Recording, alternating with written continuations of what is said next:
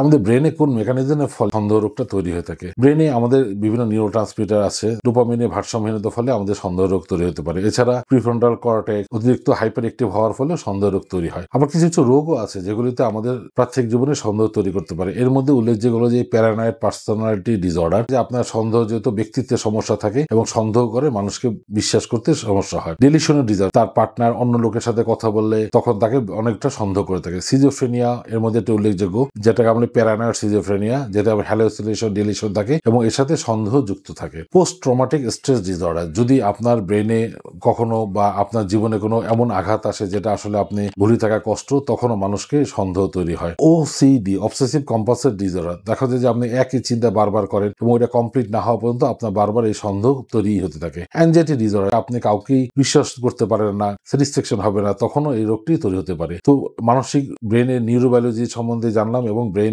বা আমাদের মানসিক কোন কোন রোগের ফলে সন্দেহ তৈরি করতে হল। যদি আপনাদের এর মধ্যে কোনো রোগ থেকে থাকে বা কোনো উপসর্গ দেখা দিয়ে থাকে, তাহলে মানসিক রোগের পরামর্শ নিন এবং ভালো থাকুন। ধন্যবাদ।